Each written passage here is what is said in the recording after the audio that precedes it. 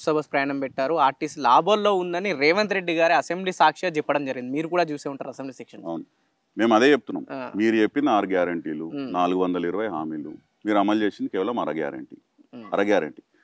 అది కూడా ఎందుకు ఫ్రీ బస్ అని ఎందుకు చేసిర్రు? ఎందుకంటే అది ఇమ్మీడియట్గా మీకు ఖర్చు అందుబాటులో కాదు కాబట్టి, హ్మ్. ప్రజలకు ఇచ్చేది కాదు కాబట్టి, డబ్బులు పంచేది కాదు కాబట్టి మీరు ఆ ఫ్రీ బస్సు ఆర్టీసీ తర్వాత చూసుకుందాంలే, ఎప్పుడో అది చేసేద్దాంలే, అది నెలకి ఒక 200-300 కోట్లు అవుతుంది కదా అని చెప్పి అది స్టార్ట్ చేసినారు. హ్మ్. మిగతా ఎందుకు చేయట్లేదు? అన్న మేము అదే అడుగుతున్నాం. మీ ఆర్టీసీ దాంట్లో ఒక చిన్న క్వెషన్ అన్న, నాకు చాలా మంది మహిళలు అడిగిన క్వెషన్, రేవంత్ రెడ్డి ఇచ్చిన స్టేట్మెంట్ తర్వాత నిజంగానే ఉచితంగా ఏదైనా నడిపినప్పుడు ఏ విధంగా సంస్థ లాభాల్లో ఉంటుంది చాలా మంది క్వెషన్స్ వేసిల్లు నాకు ఇంతవరకు నాకు డౌటే ఉంది. మీ మిమ్మల్ని అడుగుతున్నా, దీనికి ఆన్సర్ ఏంటి? ఇప్పుడు వాళ్ళు ఉచిత బస్ ప్రయాణం చాలు చేసింది అనేది వాస్తవమే. హ్మ్. కానీ దానికి తగ్గట్టు బస్సులు పెంచారా?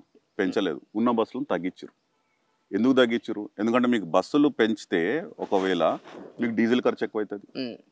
మీకు ఎక్కువ డ్రైవర్లు కానీ కండక్టర్లు కానీ ఎక్కువ మంది పనిచేయాల్సి వస్తుంది. కాంగ్రెస్ ప్రభుత్వం ఏం చేసింది? ఉచిత బస్సు ప్రయాణం అని చెప్పేసి ఉన్న బస్సులని, తిరిగే బస్సులని రోడ్డు మీద తగ్గించింది. హ్మ్. తద్వారా ఏమవుతుంది? వారు ప్రజలకు ఒకవైపు మేలు చేస్తున్నామని చెప్పుకుంటేనే తీవ్ర నష్టం చేస్తున్నాం. హ్మ్. ఆర్టీసీకి తీవ్ర నష్టం చేస్తున్నారు, ప్రజలకు కూడా. హ్మ్. అంటే 50 మంది పట్టే బస్సులో ఈరోజు 100 మంది ఎక్కుతున్నారు. ఎందుకంటే మీరు బస్సులు పెంచట్లేదు. ఎందుకు అంటే బస్సులు పెంచితే మళ్ళీ ఖర్చు ఎక్కువ అవుతుంది, డీజిల్ ఖర్చు అవుతుంది, ఫ్రీ బస్ అని చెప్పినాం కాబట్టి అది పెంచట్లేదు. ఇంకో వైపు ఏమో ప్రజలకు మేము మేలు చేస్తున్నాం, ఫ్రీ బస్సు చెప్పి ఇది చేస్తున్నాం అని చెప్పి. కాబట్టి మీరు చూస్తే ట్రేడ్ ఆఫ్ చూస్తే ఒక పక్క ప్రజలకు, మహిళలకు మేలు చేస్తున్నామని చెప్పుకుంటేనే వాళ్ళని ఇబ్బంది పెట్టే ప్రయత్నం, సీట్ల కోసం కొట్లాటలు. అంటే మీకు మంచి సదుద్దేశం ఉంటే హ్మ్. బస్సులు పెంచండి, ఫ్రీక్వెన్సీ పెంచండి, ఫ్రీగా కూర్చొని ట్రావెల్ చేసే విధంగా పెంచండి, చేయండి. అవన్నీ చేయకుండా కేవలం రాజకీయ ఉపన్యాసాలకు వాడుకొని మహిళలకు ఏదో చేసినామని చెప్పేసి మేము ఒకటే అడుగుతున్నాం. మహిళలు ఫ్రీ బస్ ఒకటే చూడలేదండి, మీరు చాలా చెప్పినారు. నెలకు 2,500 రూపాయలు ఇస్తామన్నారు, 500కే గ్యాస్ సిలిండర్ ఇస్తామన్నారు, ప్రతి ఇంటికి ప్రతి నెల 200 యూనిట్ల వరకు ఉచిత కరెంట్ ఇస్తామన్నారు. ఇవన్నీ చెప్పినారు. హోలిస్టిక్గా చెప్పి జనాలని ఆ 6 గ్యారంటీల మీద మోసం చేసినారు. చెప్పిన 6 గ్యారంటీలు 420 హామీలు, కానీ అమలు చేసింది అర గ్యారంటీ. అర గ్యారంటీ కూడా అరకొరగా అమలు చేసిందని మేము చెప్తున్నాం. అన్న అసెంబ్లీ విషయానికి వస్తే, అసెంబ్లీలో అల్లు అర్జున్ విషయం అర్ధగంట చర్చించిన వాళ్ళు ఫార్ములా ఈ రేస్ విషయంలో ఎందుకు చర్చించలేకపోయారు?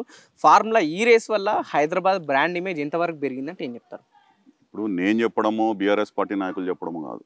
ఫార్ములా ఈ రేస్ ద్వారా హైదరాబాద్ ఎకానమీకి దాదాపు 700 కోట్ల లాభం చేకూర్చింది అని చెప్పి నియల్సన్ అనే ఒక అంతర్జాతీయ సర్వే సంస్థ సర్వే చేసి చెప్పింది.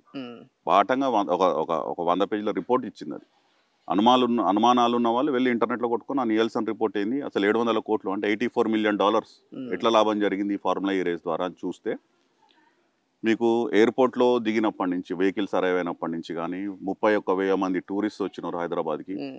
ఎయిర్పోర్ట్ హ్యాండ్లింగ్ ఛార్జెస్ దగ్గర నుంచి, ఏవియేషన్ మీకు ఎయిర్పోర్ట్లో దిగినప్పటి నుంచి ప్రతి టికెట్ మీద, అక్కడ వెహికల్ మీద వచ్చిన ప్యాసింజర్ మీద మీకు స్టేట్కి ట్యాక్స్ కలెక్షన్ అందులో వాటా ఉంటుంది. ఎయిర్పోర్ట్లో వాళ్ళు వచ్చినప్పుడు హోటల్లో చెక్-ఇన్ చేస్తారు, ఉంటారు, 3-4 రోజులు ఉంటారు. అక్కడ మీకు లాభం జరుగుతుంది. అక్కడ గవర్నమెంట్కి వ్యాట్ వస్తుంది, స్టేట్ జిఎస్టీ వస్తుంది. తర్వాత వాళ్ళు తినే తిండి మీద, ఫుడ్ అండ్ బెవరేజ్ మీద తెలంగాణకి, ప్రభుత్వానికి లాభం ఉంటుంది. ట్రాన్స్పోర్టేషన్ మీద, మీకు ట్రావెల్ మీద, దాని మీద గవర్నమెంట్కి ట్యాక్స్ వసూలు అవుతుంది. ఇవన్నీ చూస్తే దాదాపు 700 కోట్ల లాభం జరిగిందంటే అందులో 70 కోట్లు నెట్ డైరెక్ట్ బెనిఫిట్, మీకు 10-12% ట్యాక్స్ ఏదైతే జిఎస్టీ పరంగా మీకు డైరెక్ట్ స్టేట్ కాఫర్లోకి వచ్చి పడ్డాయి డబ్బులు. 70 కోట్లు వచ్చి పడ్డాయి 700 కోట్ల దాంట్లో. మిగతా 700 కోట్లు రకరకాల ఎకానమీ, నేను చెప్పినాను మీకు, హాస్పిటాలిటీ కానివ్వండి, ట్రావెల్ కానివ్వండి, ఎయిర్పోర్ట్ అడ్వర్టైజ్మెంట్ కానివ్వండి, మీడియా కానివ్వండి. ఇట్లా అంటే ప్రపంచంలో ఇది ఒకటే కాదండి, బ్రాండ్ వాల్యూ.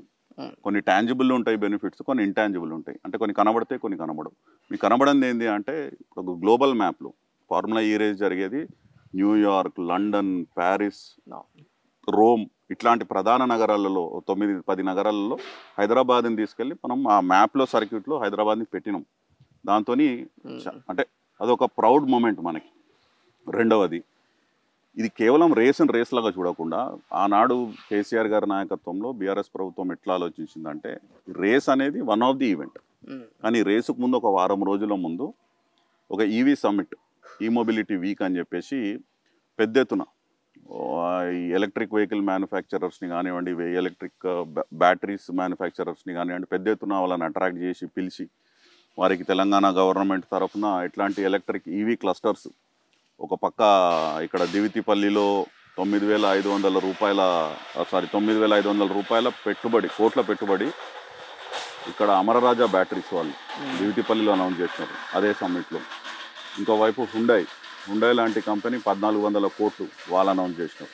అంటే మనకి ఈవీ క్లస్టర్స్ అని చెప్పేసి ఇక్కడ మహబూబ్ నగర్ దివిటిపల్లిలో, అక్కడ మోమిన్పేట్, ఎంకతల్లపల్లిలో ఇట్లా 3-4 క్లస్టర్లు 1200 ఎకరాలు ప్రభుత్వం పక్కన పెట్టి కేవలం ప్రోత్సాహకం చేయాలి, ఒక హబ్ లాగా మార్చాలి తెలంగాణని, ఎలక్ట్రిక్ వెహికల్ మ్యానుఫ్యాక్చరింగ్ హబ్ లాగా మార్చాలని చెప్పేసి ఒక సదుద్దేశంతో పెట్టుబడులు ఆకర్షించాలి, ఆ పెట్టుబడుల ద్వారా ఉద్యోగ ఉపాధి అవకాశాలు కల్పించాలి అని చెప్పి ఒక విజన్ పెట్టుకొని 2030వ సంవత్సరం వరకు 50,000 కోట్లు పెట్టుబడులు ఆకర్షించాలి, తద్వారా ఒక 4 లక్షల ఉద్యోగాలు క్రియేట్ చేయాలి ఎలక్ట్రిక్ వెహికల్ మ్యానుఫ్యాక్చరింగ్ దీని ఎకోసిస్టంలో అని చెప్పేసి ఆ ఉద్దేశంతో పెట్టినటువంటి రేస్ అది.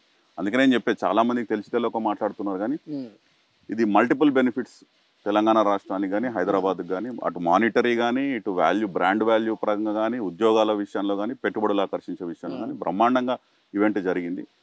దాన్ని తట్టుకోలేక చూసి ఇప్పుడు ఎవడన్నా కామన్ సెన్స్ అండి, ప్రభుత్వం ₹1 ఖర్చు పెట్టలేదు ఫస్ట్ సీజన్లో, ఇన్ని బెనిఫిట్స్ కనబడ్డాయి, అందుకనే సెకండ్ సీజన్కి ముందుకు పోయినారు కదా. స్పాన్సర్ లేకపోయినా ప్రభుత్వం ఎందుకు ముందుకు పోయింది అంటే మీకు ఫస్ట్ సీజన్లో ఇన్ని బెనిఫిట్స్ కనబడ్డాయి, ఇంత పెట్టుబడులు వచ్చినాయి, ఇన్ని వేల ఉద్యోగాలు క్రియేట్ అయినాయి, హైదరాబాద్ రాష్ట్రానికి 700 కోట్ల లాభం జరిగింది. ఇదంతా జరిగింది కాబట్టి సెకండ్ సీజన్లో స్పాన్సర్ లేకపోయినా కానీ ప్రభుత్వమే హెచ్ఎండి అనే ఒక ముందు అడిగేసి స్పాన్సర్షిప్కి అది రేస్ జరగాలి అనే ఒక సదుద్దేశంతో పెట్టినటువంటి ఇది. దాన్ని దుష్ప్రచారం చేసి కొండందం వెల్కన్మంటున్నట్టు ఇప్పటికీ ఏసీబీ పిలిచింది, ఈడీ పిలిచింది. అంటే రెండు జాయింట్గా కేసులు పెట్టడం జరిగింది దీంట్లో. అంటే మరోసారి ప్రాంతీయ పార్టీ పైన దెబ్బపడే అవకాశాలు కనిపిస్తున్నాయి రెండు జాతీయ పార్టీల కుట్రల్లో.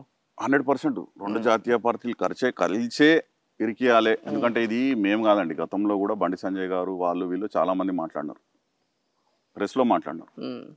మేము మీరు కాదు కొట్లాడుకోవాల్సింది, కాంగ్రెస్ బీజేపీ కాదు, మన ఇద్దరం కలిసి ముందు అక్కడక్కడ ఉన్నటువంటి బీఆర్ఎస్ పార్టీని బొందబెట్టాలి అని చెప్పి బండి సంజయ్ గారు ఓపెన్ గా మాట్లాడారు. అంటే ఉంటే రెండు జాతీయ పార్టీలు ఉండాలి తప్ప తెలంగాణలో ప్రాంతీయ పార్టీ ఉండద్దు అనే ఆలోచన ఉందా? వాళ్ళ ఆలోచన అదే. కాంగ్రెస్ బీజేపీలో ఇక్కడ కాదు ఎక్కడైనా వాళ్ళ ఆలోచన అట్లే ఉంటుంది. అయితే ఇండియా కూటమిలో ఉండాలి, నువ్వని ఉండాలి, నేను ఉండాలి, కానీ మూడో బలమైనటువంటి శక్తి, ఒక ప్రత్యామ్నాయ శక్తిగా, ఒక ఆల్టర్నేటివ్ గా ప్రజలకు ఉండకూడదు. మీ మీద వ్యతిరేకత వస్తే మేము రావాలి, మా మీద వ్యతిరేకత వస్తే మీరు రావాలి అనే ఉద్దేశం మీదనే ఆ రెండు కలిసి పనిచేస్తున్నాయి. తెలంగాణలోనే కాదు చాలా రాష్ట్రాల్లో. ఇక్కడికి వచ్చి రాహుల్ గాంధీ గారు బీఆర్ఎస్ బీజేపీ బీ టీం అంటాడు, ఢిల్లీలోకి పోయి Aam Aadmi Party BJP B team అంటాడు. ఆయనకు అదే ప్యాటర్న్ అదే స్ట్రాటజీ పెట్టుకుని ప్రతి రాష్ట్రంలో అక్కడ అదే దెబ్బతింటున్నారు. వాళ్ళకి ప్రతి రాష్ట్రంలో అట్లాంటి ఫలితాలే వస్తున్నాయి. మొన్న హర్యానాలో వచ్చినాయి, నిన్న మహారాష్ట్రలో వచ్చినాయి, రేపు ఢిల్లీలో కూడా అదే వస్తాయి. మీరు ఒక వీడియో చేయడం జరిగింది, ఎక్కడైతే తెలంగాణలో ఇచ్చిన 6 గ్యారెంటీలు ఎక్కడ కూడా అమలు కాలేవు, మహారాష్ట్రలో రేవంత్ రెడ్డి ప్రచారం చేస్తే అక్కడ కూడా దెబ్బతింది. ఢిల్లీకి రాబోతున్నారు, ఢిల్లీ ప్రజలు జాగ్రత్త ఉండండి అని ఒక వీడియో రిలీజ్ చేయడం జరిగింది. ఎందుకు అంత హిందీలో, అది కూడా తెలుగులో కాకుండా హిందీలో రిలీజ్ చేయడం జరిగింది? ఎందుకంటే ఇప్పుడు మహారాష్ట్రలో కానీ ఢిల్లీలో కానీ హిందీ మాట్లాడే ప్రజలు ఎక్కువ ఉంటారు, వాళ్ళకు వాస్తవాలు తెలియాలి. మేమేం చెప్తున్నాం, మేమేం దుష్ప్రచారం చేసి అబద్ధాలు చెప్పట్లేదు కదా.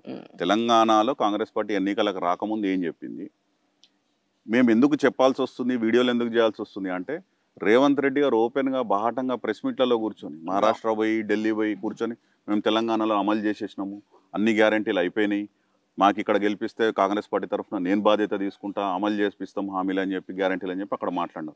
మన అక్కడ తప్పుడు మాట్లాడినప్పుడు, అబద్ధాలు చెప్పినప్పుడు నేషనల్ మీడియాలో వాళ్ళ party national spokes person, chairman of social media Supriya Srinath గారు నేషనల్ మీడియాలో కూర్చొని తెలంగాణలో 90 లక్షల మంది మహిళలకు మేము ప్రతి నెల 2,500 ఇచ్చేస్తున్నామని చెప్పింది.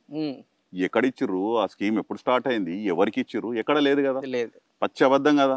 మరి అట్లా అబద్ధాలు చెప్పుకొని తిరిగేటప్పుడు ప్రజలను మోసం చేసేటప్పుడు మా వంతు ప్రయత్నంగా మేము వాళ్ళని చైతన్యపరచాలి కదా. తెలంగాణలో ఆలోచన ఉందా ఢిల్లీలో బీఆర్ఎస్ పార్టీని?